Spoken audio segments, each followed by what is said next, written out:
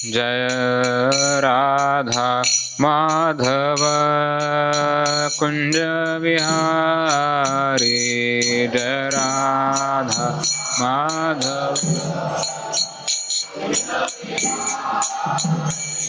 जय राधा माधव कुंज विहारी।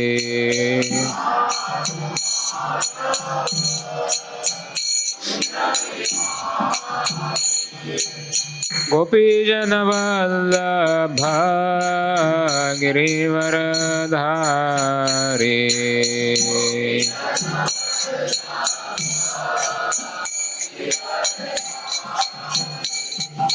गोपीजन वल्लभ गिरिवरधारी।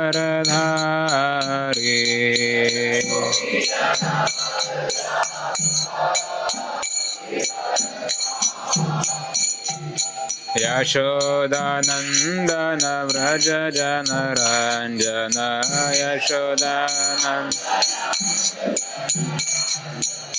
यशोदानंदन व्रज जनरंजन।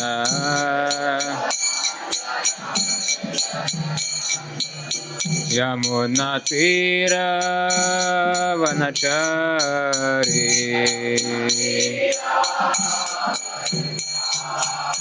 यमुना तीर वनचारी।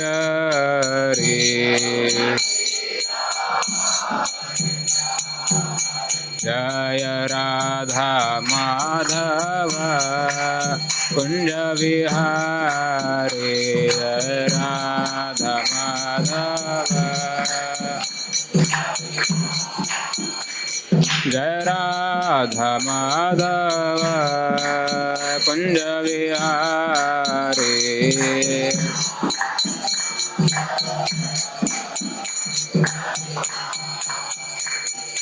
गोपीजन वल्लभ गिरिवरधारी।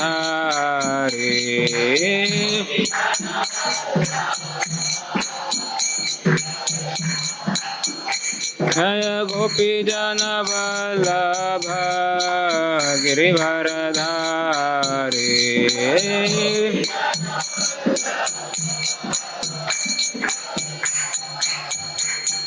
यशोदानंदन व्रज जनरंजन। यशोदानंदन व्रज जनरंजन। यमुना तीर वनचारी। यमुना तीर यमुना तीर वनचारी। जय राधा माधव कुंज विहारी।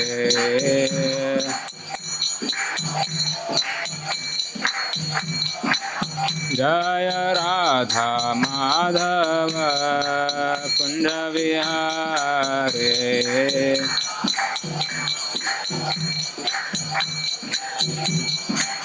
जय राधा माधव राधा माधव राधे।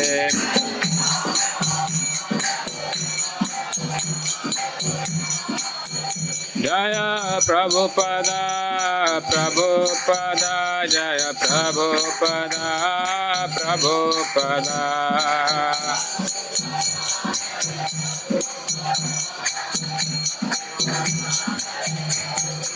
हरि बोल हरि बोल हरि बोल निताय गौर हरि बोल।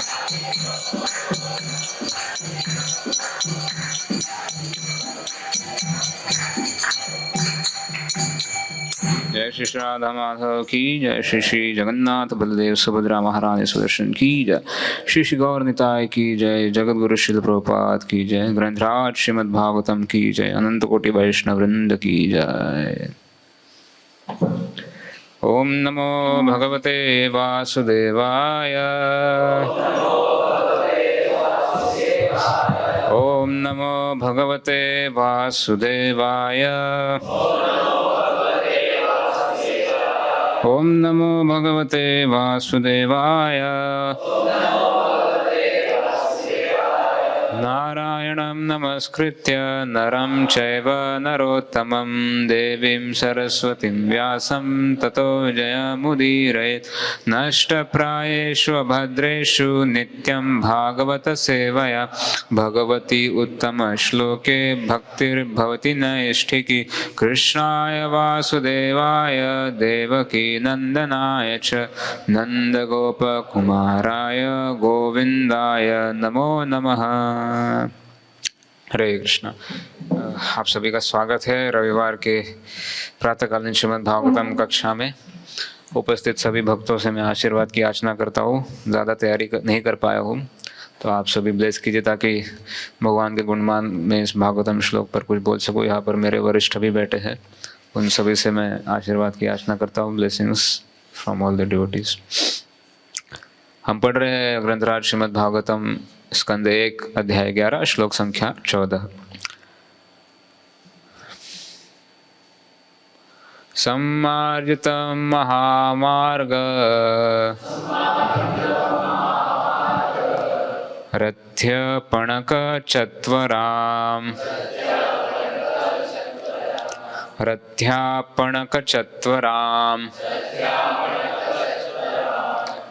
सिक्तां गन्धजलेरुक्ताम्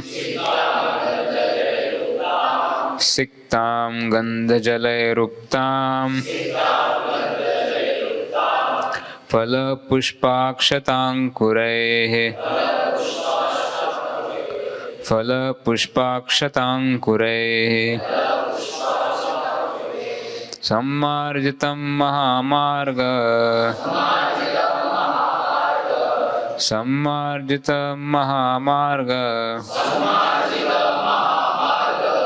रथ्यापणकचत्वराम्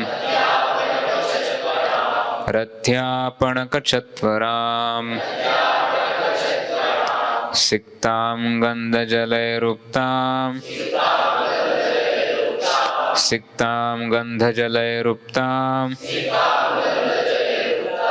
फलपुष्पाक्षताङ्कुरैः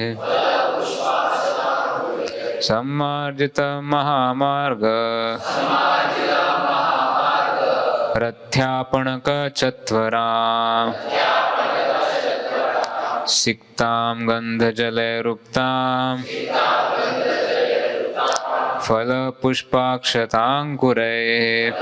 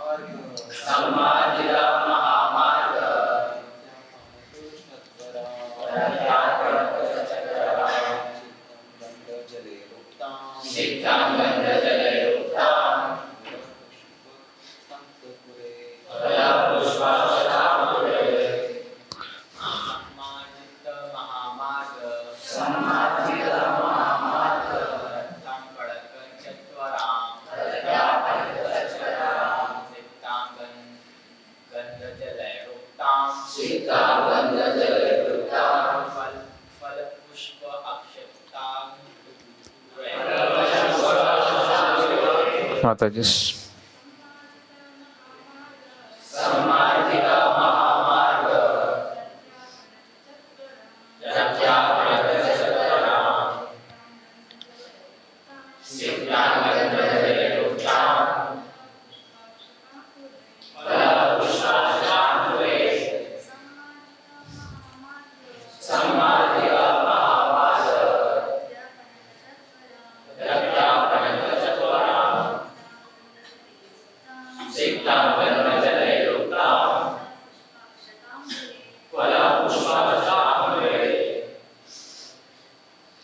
शब्दार्थ सम्मार्जित पूर्णतः स्वच्छ किया गया महामार्ग राजपथ रथ्य मार्ग तथा गलियां आपणक बाजार चत्वराम सार्वजनिक स्थान सिक्ताम सिक्त गंध जले सुगंधित जल से उपताम बिखरे हुए फल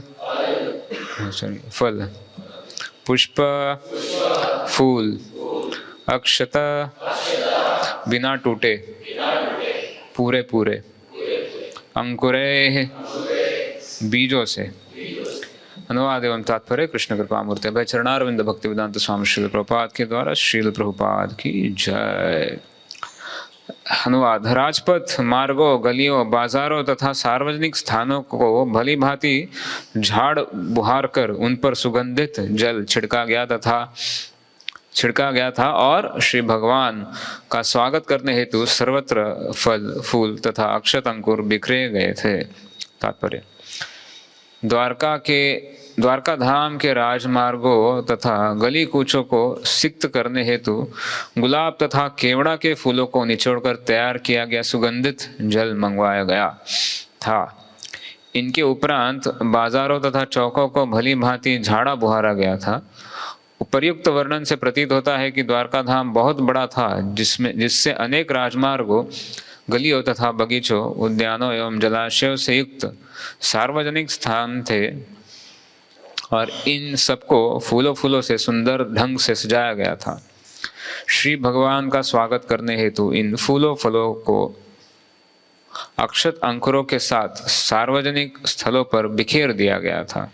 अक्षत बीज व अंकुर शुभ माने जाते थे और उत्सवों के दिनों में हिंदू लोग आज भी इनका प्रयोग करते हैं। अनुवाद एक बार साथ में दोहरा सकते हैं।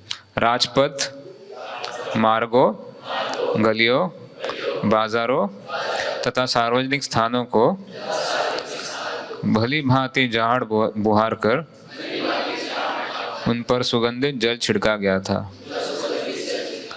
और श्री भगवान का स्वागत करने हेतु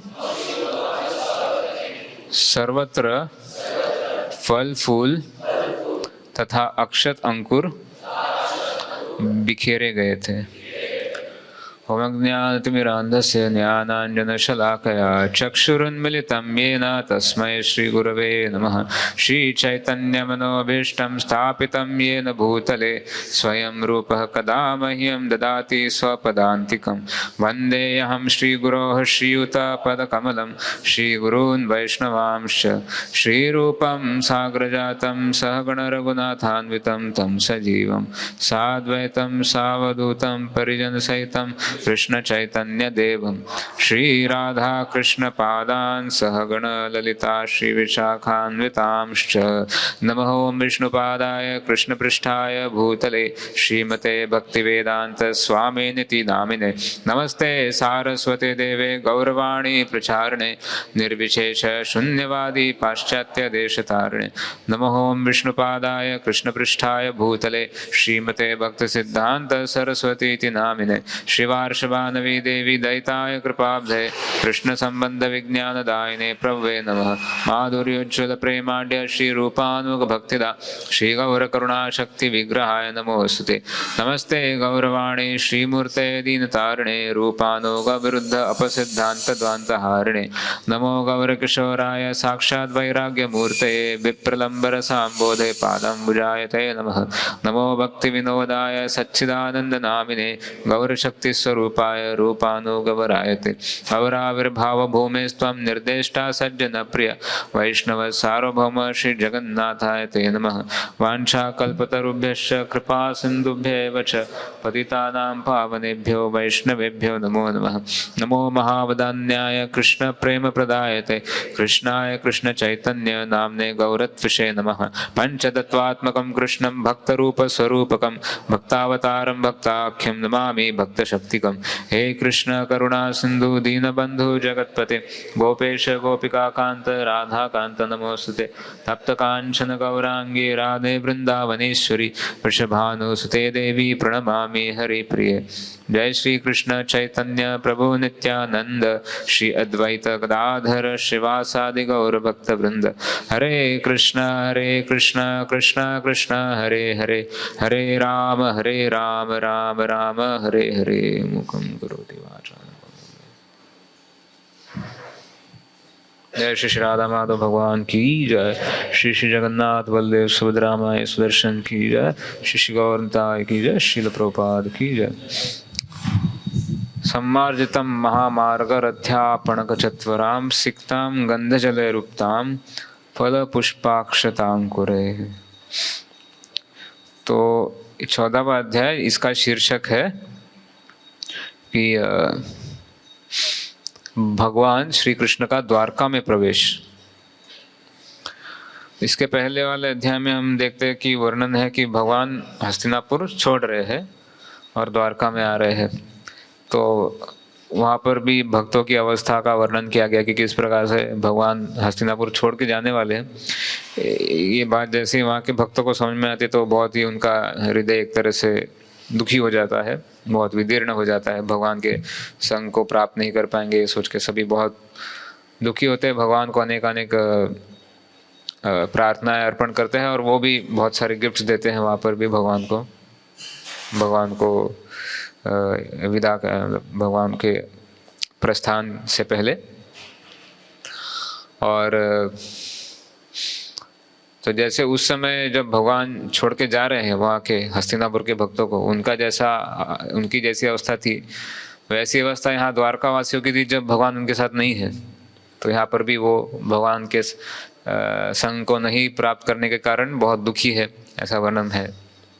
वो जो उदाहरण दिया गया जैसे है ना कि सूर्य के बिना आंखें किस प्रकार से कुछ कर नहीं सकती है, उसी प्रकार से हमारा जीवन भी एक वैसे वर्णन किया गया है ना। हमारी आंखें बिना किसी काम की हो जाती है, मानो सूर्य के प्रकाश के बिना जैसे उनका कुछ महत्व नहीं रह जाता। एक और एग्जाम्पल दिया है कि एक क्षण युग के बराबर लगता है। इस प्रकार के उदाहरण दिए गए हैं। तो ये जो शुद्ध भक्त है भगवान के बिना एक क्षण भी नहीं रह सकते और इसीलिए हमेशा वो भगवान के विरह का अनुभव करते हैं ऐसी स्थितियों में।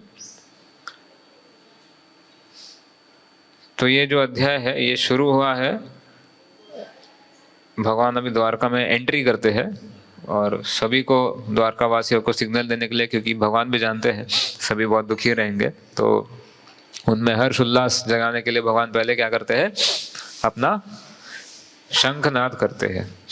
शंखनाद करते हैं। भगवान के शंख का नाम पांचजन्य शंख का नाद करते हैं। जैसे हमने चर्चा किया था पहले ही भागवतम में। भगवान ने और कौन से ग्रंथ में हमको ये सुनने मिलता है भगवान का शंखनाद Panchajanya? Bhagavad Gita. Yes, very good. कौन सा चैप्टर में? फर्स्ट चैप्टर में। तो वहां पर क्या डिस्क्राइब किया गया है? शंखनाद से क्या होता है? हाँ, जो सामने वाली पार्टी उनका हृदय तो फट जाता है एकदम, है ना। Shattered Prabhupada ji I think वो वर्ड यूज करते हैं देर।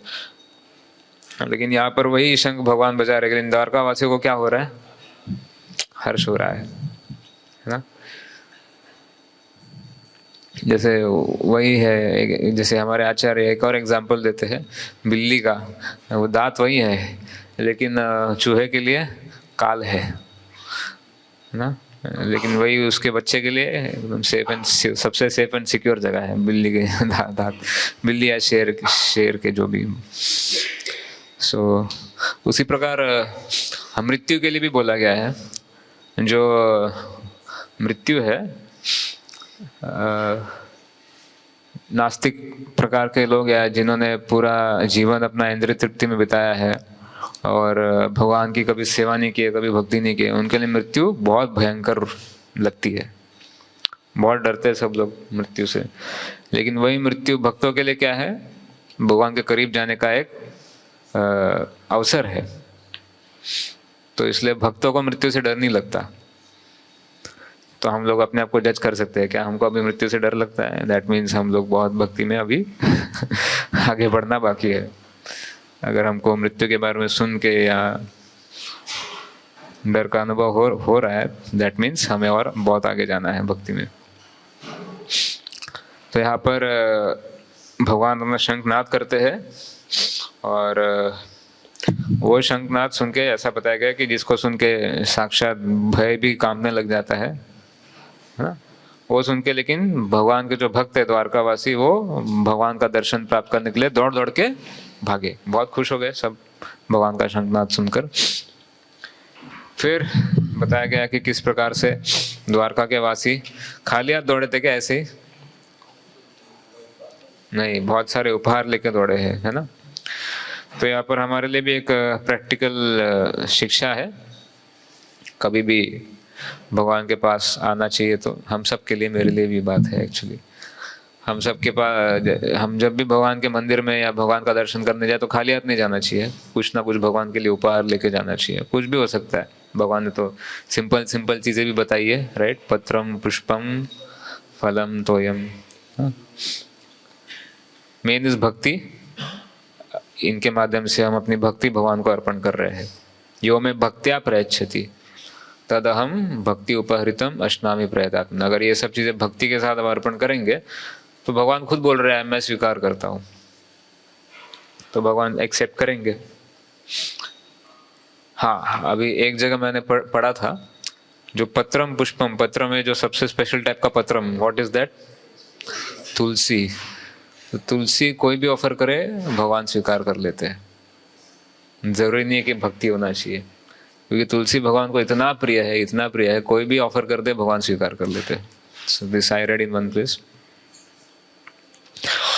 पत्रम पुष्पम फलम तोयम। सो इस प्रकार से द्वारकावासी भी अनेक प्रकार के उपहार लेके आ रहे भगवान को देने के लिए, लेकिन पता है कि भगवान को तो कुछ चाहिए नहीं, वो तो आत्माराम, आत्माराम, राइट, आत्माराम समझते हैं ना, फुल्ली सेटिस्फाइड। तो मानो है ना, अब सूर्य के सामने एक दीपक रख रहे हो, ऐसे उनके ऑफरिंग्स थे। लेकिन कितने भी छोटे क्यों ना हो, अगर हम भक्ति के साथ दे तो भगवान डेफिनेटली ऑफर एक्सेप्ट करते हैं।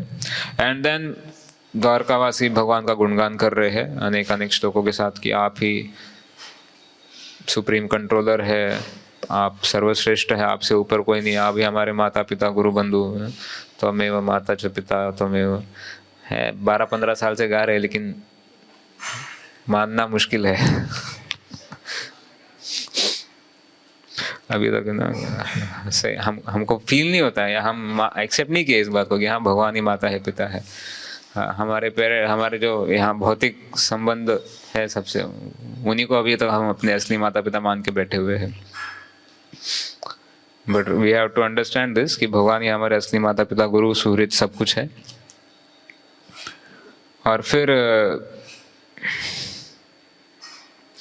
इस प्रकार से भगवान का गुणगान करते हैं। और अभी इन श्लोकों में 11 से श्लोका नंबर 15, 5 श्लोकों में द्वारका नगरी का वर्णन किया गया है।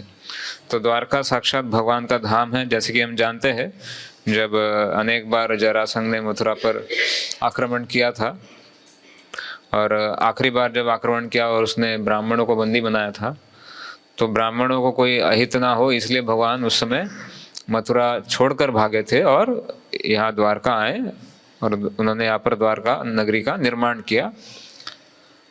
विश्वकर्मा जो देवताओं के आर्किटेक्ट है, उनके सहायता से भगवान ने द्वारका नगरी का निर्माण किया यहाँ पर। तो ये साक्षात भगवान का धाम है, और इसके अवशेष आज भी हमको मिल जाते हैं। गुजरात से हम जा सकते हैं और वहाँ पर दर्शन भी कर सकते हैं। बेट द्वारका करके वो स्थान आज भी है, ओरिजिनल प्लेस, उसका बचा कुचा हिस्सा भगवान की द्वारका का। आपको कितने लोग जा चुके हैं, कितने भक्त जा चुके हैं? तो हमारा सौभाग्य था ट्रैवलिंग संकीर्तन पार्टी के साथ वहाँ पर बेट द्वारका जाकर आने का। अभी तो गवर्नमेंट ने बहुत सुविधा कर दी है, ब्रिज पूरा बना दिया है, आराम से जाके आ सकते हैं। तो वो स्थान आज भी है। और द्वारका का ऐश्वर्य, द्वारका की सुंदरता और इसका पूरा वर्णन किया गया है। और उससे भी विशेष बात यह है कि किस प्रकार से भक्तों ने द्वारका को सजाया, क्योंकि भगवान आ रहे थे। इस बात पर बहुत यहाँ पर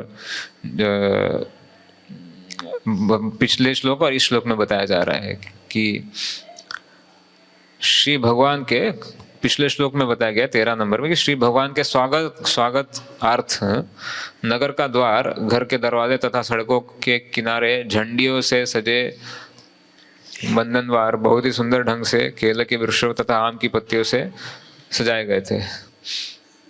तो घरों और दरवाजों को अलग अलग फ्लैग्स से सजाया गया था, और फ्लैग्स पे स्पेशली हनुमान जी और गरुड़ जी का चित्र था, क्योंकि भगवान के सेवक है ये दोनों। इनफैक्ट अर्जुन के रथ पर भी है ना, कौन सा फ्लैग था?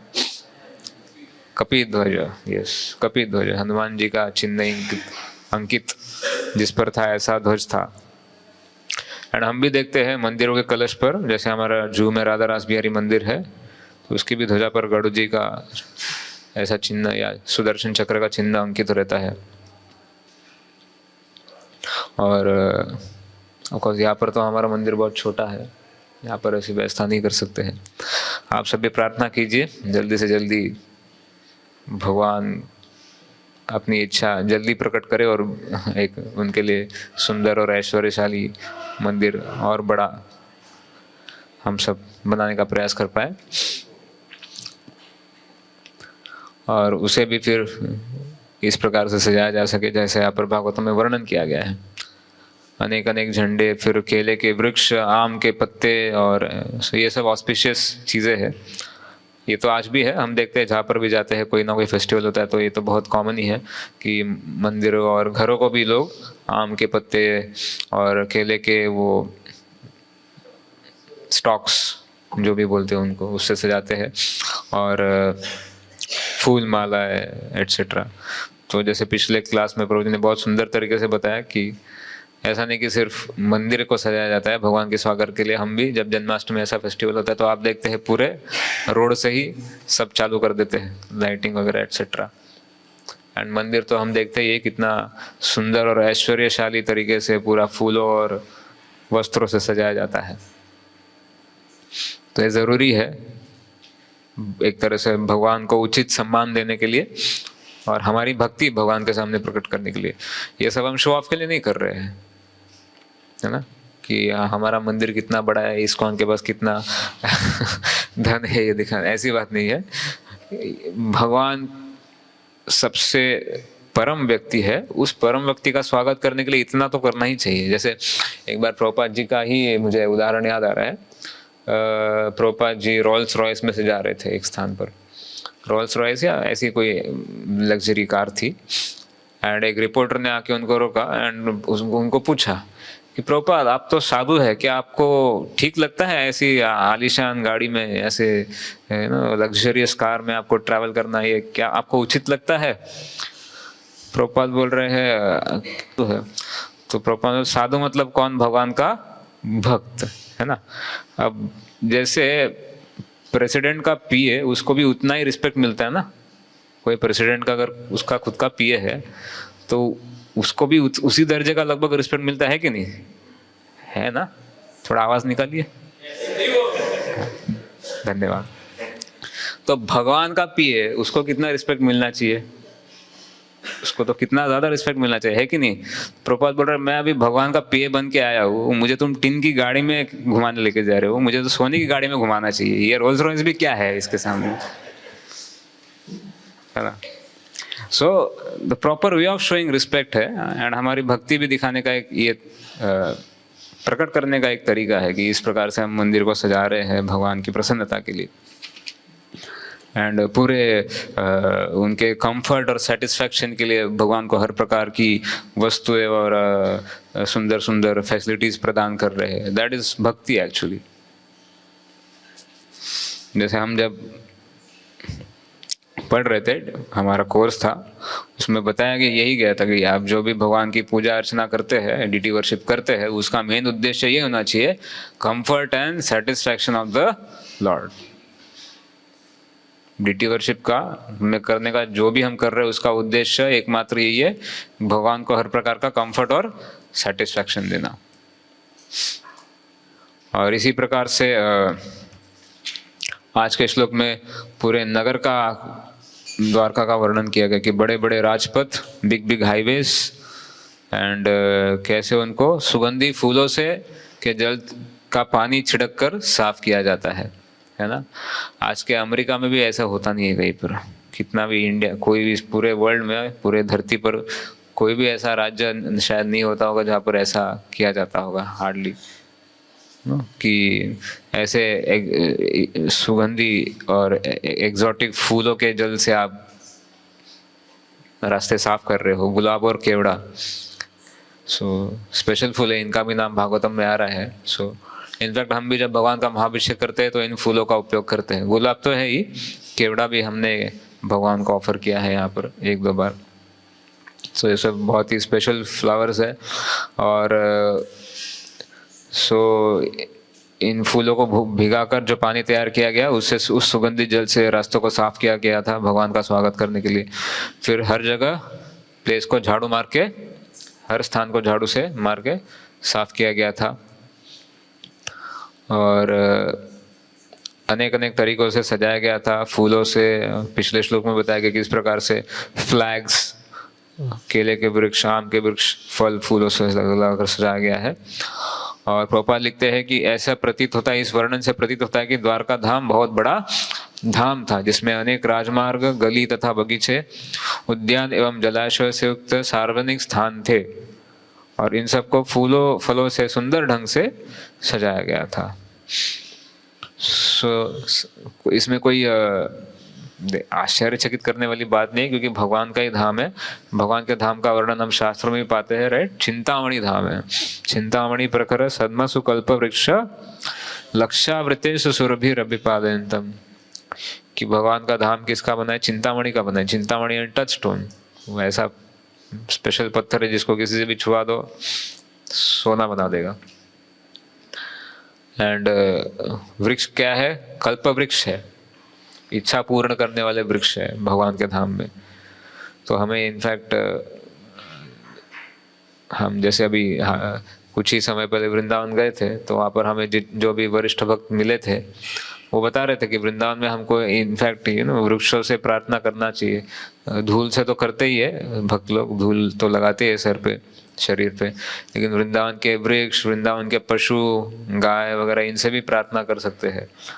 ऐसे मुझे याद है हिज ग्रेस मुकुंद दत्ता प्रभु हमें एक लेक्चर दे रहे थे, और वो बता रहे थे कि ताकि उनको वृंदावन में रहने का अवसर मिल सके, तो वो बहुत प्रार्थना करते थे वृक्षों से और गाय से, गौ माता से सेवा करके।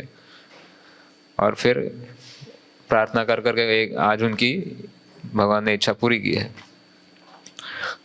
कल्प वृक्ष, जो भगवान के धाम में जो वृक्ष है वो कल्प वृक्ष होते हैं। गाय, कामधेनु गाय होती है, गाय भी इच्छा पूरी करती है वहाँ जो भगवान के धाम में गाय रहती है। और चिंतामणि प्रकर सद्म सुकल्प वृक्ष लक्षावृतेषु सुरभिरभिपालयन्तम लक्ष्मी सहस्र शत संभ्रम से व्यमानम, हजारों हजारों लाखों लाखों करोड़, सहस्र शत, लैक्स एंड लैक्स ऑफ लक्ष्मी भगवान की सेवा कर रही है। ऐसे गोविंदमादि पुरुषम तमहं भजामि। तो इस प्रकार से भगवान के धाम का विशेष ऐश्वर्य है, और वही भगवान का नित्य धाम है। वही यहाँ पर भी प्रकट होता है जब भगवान अपनी लीला करते हैं। जो भगवान का आध्यात्मिक जगत में धाम है, नित्य धाम, गोलोक, द्वारका, मथुरा, अयोध्या, जब भगवान अवतार लेते तो धाम को भी अपने साथ लेके आते हैं, अपने पार्षदों को भी भगवान अपने साथ लेके आते हैं अपनी लीला में सहायता, ताकि वो कर सके। और फिर बताया गया कि फल फूलों के साथ अक्षत अंकुरों को भी बिखरा दिया था रास्ते में। अक्षत अंकुर, उसका प्रभुपाद जी बताते हैं कि जो पूरे बीज होते हैं, पूरे पूरे टुकड़े वाले नहीं, अक्खे अक्खे बीज। ऐसे अक्षत तो हम देखते ही आज भी यूज किया जाता है बहुत कॉमनली विवाह वगैरह में। सो क्यों करते हैं? क्योंकि ये प्रभुपाद बता रहे हैं ये ऑस्पिशियस है, ये सब ऑस्पिशियस है। तो यहाँ पर भी हाँ, इस सारे मंदिरों में आप देखेंगे तो अनेक प्रकार के इन अंकुरों का और अक्षतों का भगवान की सेवा में इस्तेमाल किया जाता है। और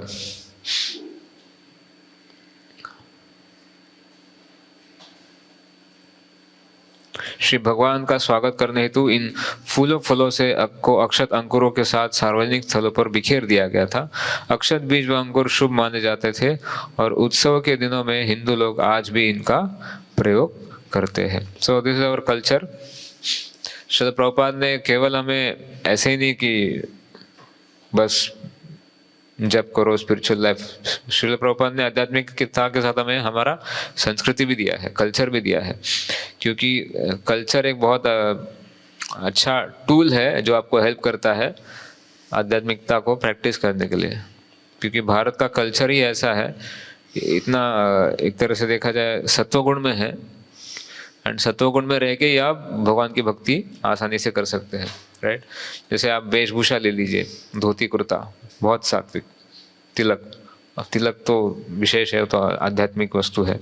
भगवान का जो चरण चिन्ह हम अपने मस्तक पे धारण करते हैं, और जो पूरा लाइफस्टाइल है एक तरह से हमारे कल्चर के अनुसार, आयुर्वेदिक शास्त्रों के अनुसार जो दिया गया है कि सूर्यास्त के पहले उठना और सूर्योदय के पहले उठना और सूर्योदय के पहले उठना और सूर्यास्त के पहले रेस्ट कर लेना, और जो भी करना है बिटवीन सनराइज टू सनसेट ना, और एकदम सात्विक आहार। जैसे इसलिए भगवान ने भी गीता में बताया है, आहार युक्त आहार विहारस्य युक्त चेष्टस्य कर्मसु युक्त स्वप्नावबोधस्य योग भवति दुःखः, कि रेगुलेटेड आहार और विहार, आहार माने ईटिंग और विहार यानी कि रिक्रिएशन या जो भी एंजॉइंग हैबिट्स, युक्त आहार विहारस्य युक्त चेष्टस्य कर्मसु रेगुलेटेड एक्टिविटीज, युक्त स्वप्नावबोधस्य regulated sleeping and waking up times. ये जब हम फॉलो करते हैं तो हम जो भी योग कर रहे हैं वो हमारे दुख का विनाश करता है, अदरवाइज वो हमें बोझ जैसा लगेगा। तो इसलिए जितना हो सके, इनफैक्ट श्रील प्रभुपाद जब शरीर छोड़ रहे थे अपना, हम सब ने वो वीडियो देखा है, right, your ever well wisher या फिर द फाइनल लेसन वाला। तो उसमें भी जो लास्ट आखिरी शिक्षा है जो प्रभुपाद हम देखते हैं कि अपने बेड पे लेटे हुए हैं और फिर भी ट्रांसलेट कर रहे हैं, तो वो ट्रांसलेट करते समय one of the last translations जो कर रहे थे, जो परपट में बता रहे थे, प्रभुपाद यही बता रहे थे कि सत्वगुण में रहना कितना ज़रूरी है भक्ति को प्रैक्टिस अच्छे से करने के लिए। क्योंकि देखा जाए तो भक्ति तो सत्वगुण के भी परे है ना। भक्ति तो शुद्ध सत्व में आती है, विशुद्ध सत्व, कि आपको तीनों गुणों के परे ले जाती है। लेकिन अभी हम उस स्थिति में नहीं है, अभी तो हम गुणों के अधीन है, सत्व रज तम, और इसमें कभी सत्वगुण ज़्यादा होता है, कभी रजोगुण ज़्यादा होता है, कभी तमोगुण ज़्यादा होता है। तो भक्ति जो है रजोगुण और तमोगुण में हम अच्छे से प्रैक्टिस नहीं कर सकते। भक्ति तभी प्रैक्टिस अच्छे से हो सकती है जब हम सत्वगुण में हैं। तो इसलिए श्रील प्रभुपाद ने भी हमें जो पूरी हमारी दिनचर्या दी है, हमारा पूरा लाइफस्टाइल दिया है, वो इस प्रकार से दिया है कि हम हमेशा सत्वगुण में रह सके। तो ब्रह्म मुहूर्त में उठना, सूर्योदय के पहले नहा लेना, सारा अपना नित्य कर्म करके नहा के फिर सबसे पहले भगवान का दर्शन करने आना, भगवान के सामने कीर्तन करना, फिर बैठ के जप करना, अनेक तुलसी की प्रार्थना करना, नरसिंहदेव को प्रार्थना करना। ये जो पूरा मॉर्निंग प्रोग्राम दिया है, आप देखेंगे तो हमारा सब काम कब हो रहा है? ब्रह्म मुहूर्त में हो रहा है, सुबह के समय होता है। और सुबह के समय में कौन सा गुण सबसे ज़्यादा डोमिनेंट रहता है? सत्वगुण। जैसे जैसे फिर दोपहर आती है तो रजोगुण डोमिनेट होता है, फिर और रात में तमोगुण डोमिनेटेड रहता है। तो इसलिए जितना हो सके हमारे सारे एक्टिविटीज़ आप देखेंगे मॉर्निंग टाइम में रहते हैं, क्योंकि वहाँ पर सत्वगुण की प्रधानता रहती है, और सत्वगुण में आप कोई भी आध्यात्मिक कार्य एकदम आसानी से कर सकते हैं, या फेवरेबल है this time to cultivate spiritual life. So इस प्रकार से यहाँ पर बताया जा रहा है कि किस प्रकार से द्वारका नगर को सुंदर तरीके से सजाया गया। And this is our culture, from culture we came to this point, है ना। सो और श्रील प्रभुपाद ने इस पे फॉरेन में भी कॉम्प्रोमाइज नहीं किया। श्रील प्रभुपाद का शुरुआती दिनों में प्रचार तो विदेशों में हुआ था, है ना। हम लीलामृत में पढ़ते हैं कि किस प्रकार से जब श्रील प्रभुपाद के पहले भी अनेक साधु सन्यासी वहां पर गए थे प्रचार करने के लिए अपना अपना, लेकिन किसी ने अपनी संस्कृति को टिका के रखा था नहीं। वहाँ पर जो साधु संत गए वो लोग भी, उन्होंने भी वहाँ की संस्कृति अपना ली, है ना। तो शर्ट पैंट पहन रहे, कोट वोट पहन रहे, खाना पीना भी वैसे हो गया, कांटा और चम्मच से खा रहे हैं, है ना। कुछ तिलक नहीं, कुछ नहीं, है ना, क्योंकि वो गए थे लेने के लिए, अपना काम निकालने के लिए गए थे वो सब। लेकिन प्रभुपाद लेने के लिए नहीं गए थे, प्रभुपाद गए थे देने के लिए, है ना। इसलिए प्रभुपाद ने कभी अपने कल्चर पर कॉम्प्रोमाइज नहीं किया। प्रभुपाद गए अपने सन्यास वस्त्रों में, है ना, तिलक के साथ वगैरह, अपने जो भी खाते थे भगवान को भोग ला के खाते थे। और ग्रंथों का अध्ययन तो उनका चलता ही रहता, उनकी पूरी दिन की दिनचर्या, उनका ट्रांसलेशन तो वैसे का वैसा ही था। तो एक व्यक्ति ने, एक जो शुरुआती दिन में श्रील प्रभुपाद जिनके यहाँ पर रह रहे थे, I think so doctor Mishra ही थे, तो वो बोलते हैं प्रभुपाद जी को कि आपको यहाँ के लोगों से अगर कनेक्ट करना है अपने आप को, तो आपको भी इनकी तरह होना होगा थोड़ा। तभी श्रील प्रभुपाद उनको ये बात बताते हैं कि देखिए, मैं क्यों करूँ ये सब, मुझे थोड़ी उनसे कुछ चाहिए, मैं उनसे कुछ लेने नहीं आया हूँ, मैं तो उनको देने आया हूँ। मैं तो उनको भगवान कृष्ण की शिक्षा और भगवान द्वारा दी गई संस्कृति देने आया हूँ।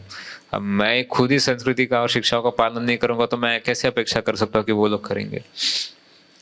तो श्रील प्रभुपाद ने इसलिए कभी ये कल्चर जो है और अपनी संस्कृति, वैष्णव संस्कृति को छोड़ा नहीं, वो लेके गए और वैसे ही फिर उनको दिया भी।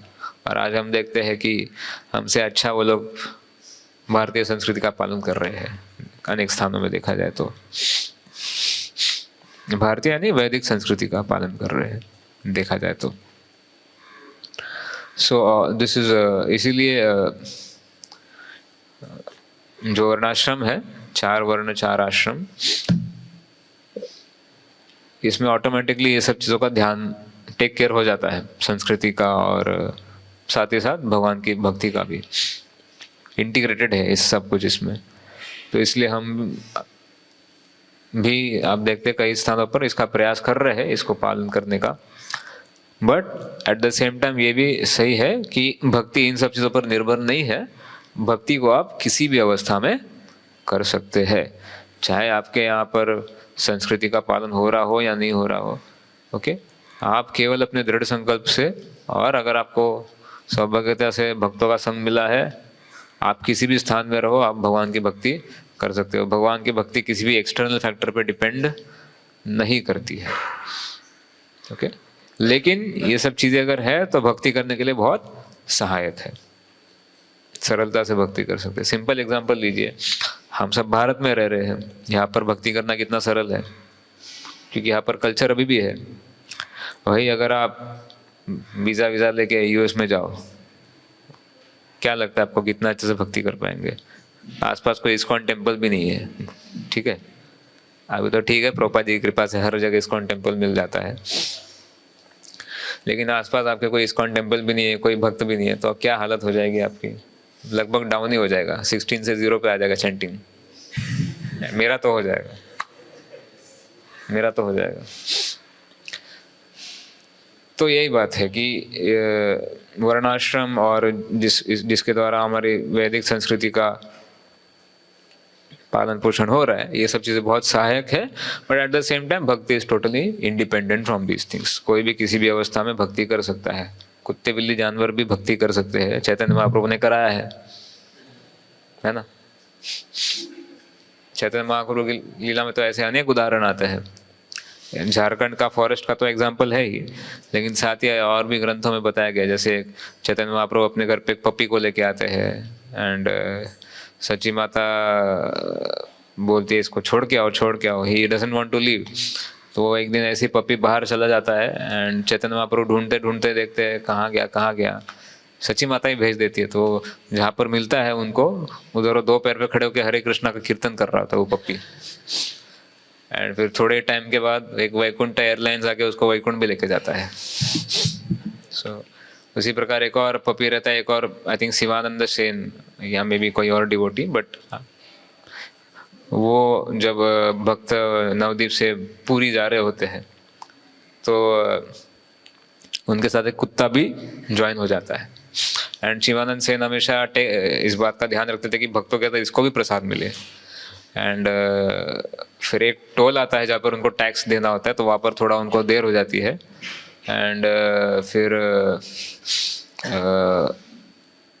बाकी सारे डिवोटीज तो आगे निकल जाते हैं। फिर शिवानंद सेन भी अल्टीमेटली वहाँ पर पहुँच जाते हैं डेस्टिनेशन पे, लेकिन देखते हैं कि वहाँ पर वो कुत्ता नहीं है। तो वो बहुत परेशान हो जाते हैं कि where is this dog, where is this dog. And वो उस दिन फास्टिंग करते हैं क्योंकि वो उस कुत्ते को खिला नहीं पाए करके। बाद में देखते हैं कि वो कुत्ता और चैतन्य महाप्रभु के पास है और चैतन्य महाप्रभु की कृपा उसको मिल चुकी है, वो भी हरे कृष्णा चैंटिंग कर रहा है। यस भाव प्रभु, आई एम राइट ना? सो है ना, तो भक्ति इज ट्रांसेंडेंट, किसी एक्सटर्नल फैक्टर पे निर्भर नहीं है, ये मेरे कहने का मतलब था। अगर आपको साधु का संग मिल जाए तो आप कहीं पर भी भक्ति कर सकते हैं। Hare Krishna. So with this point I will stop. किसी को कोई प्रश्न है या कुछ या करेक्शंस है तो please most welcome.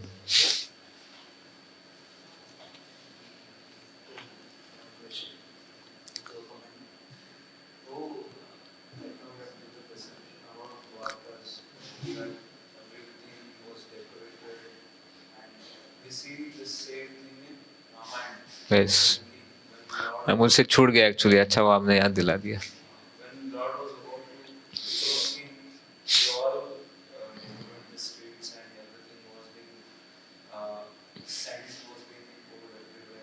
Yes. So there is a similarity between these things.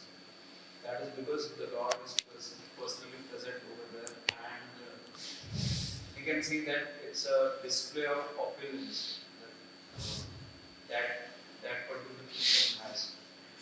So when Lord mentions, there's a description about Lord Balrama visiting Vrindavan to perform pastimes with devotees.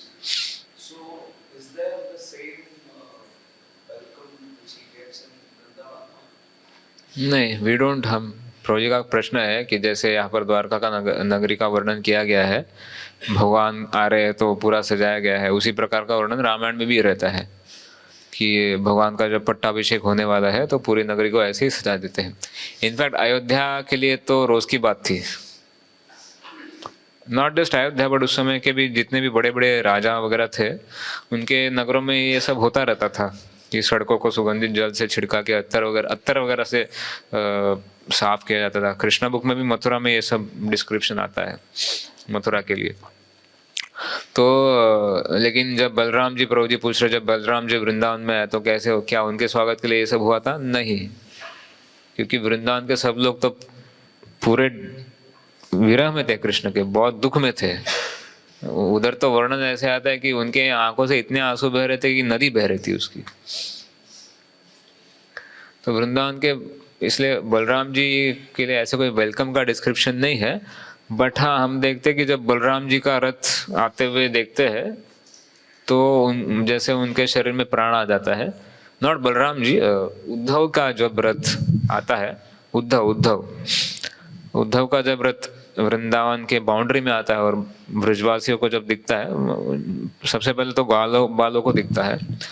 तो क्योंकि उद्धव का अपीयरेंस एकदम कृष्णा से मिलता जुलता है और उद्धव कपड़े भी, वस्त्र भी जो है कृष्ण के ही पहनते हैं क्योंकि बहुत क्लोज रिलेशन है दोनों का।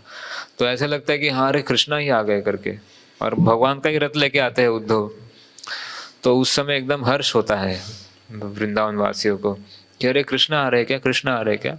लेकिन जब थोड़ा पास आता है तो उनको समझ में आता है कि कृष्ण नहीं है, कृष्ण से ही दिखने वाला कोई व्यक्ति है, तो डेफिनेटली वो कोई बहुत क्लोज रिलेटिव या फ्रेंड होगा कृष्ण का। So they become happy for the moment कि कोई तो आया है। बट बलराम जी के साथ तो ऐसा कोई डिस्क्रिप्शन हमको पढ़ने मिलता नहीं है।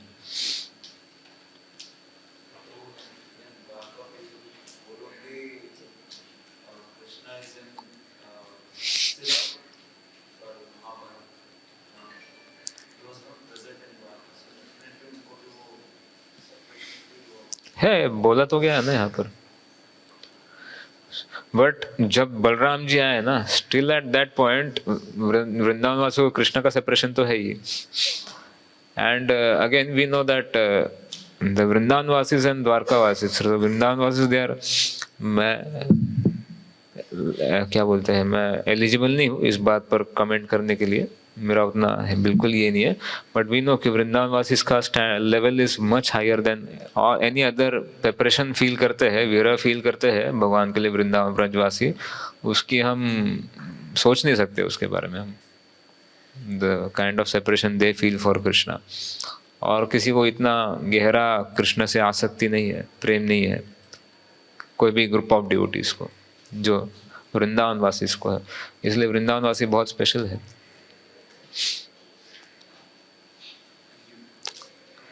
हाँ, यस प्रभु।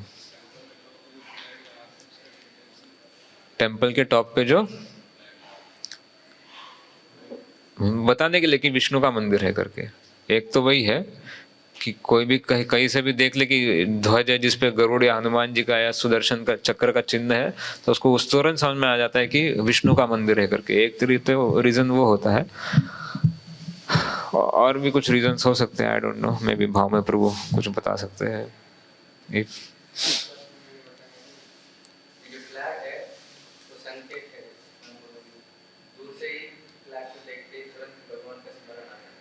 भगवान का स्मरण दिलाता है। जैसे चैतन्य महाप्रभु जैसे ही जब जगन्नाथपुरी आ रहे थे, उन्होंने जैसे ही फ्लैग देखा जगन्नाथपुरी मंदिर का, तुरंत दंडवत कर दिया। समझ में आ गया कि हाँ मंदिर है सामने। सो हमको भी करना चाहिए एक्चुअली, अगर हम कोई मंदिर जा रहे हैं एंड फ्लैग दिख जाता है तो प्रणाम करना चाहिए। अगर पॉसिबल नहीं पूरा दंडवत लगाने का, पंचांग या कम से कम हाथ जोड़ के तो कर ही लेना चाहिए। एंड यहाँ महाराष्ट्र में तो जो स्पेशल एकादशी आता है आषाढ़ी का, उस दिन तो इतने सारे डिवोटीज जाते हैं पंढरपुर में, सबको अंदर जाके दर्शन नहीं मिल पाता है, तो सब कलश को प्रणाम करके अपनी यात्रा को सफल मानते हैं। उस दिन तो ये भी मान्यता है कि भगवान साक्षात वहाँ मंदिर के शिखर पर दर्शन देने के लिए खड़े रहते हैं भक्तों को, भगवान विट्ठल। तो सब भगवान के कलश का दर्शन लेके अपना यात्रा कंक्लूड करते हैं। सो उसका भी स्पेशलिटी है कलश और फ्लैग का। और कोई? हरे कृष्णा। सभी का बहुत बहुत धन्यवाद। ग्रंथराज श्रीमद् भागवतम की जय, भगवत वाणी श्रीमद् भगवद गीता के जय, श्रील प्रभुपाद की जय।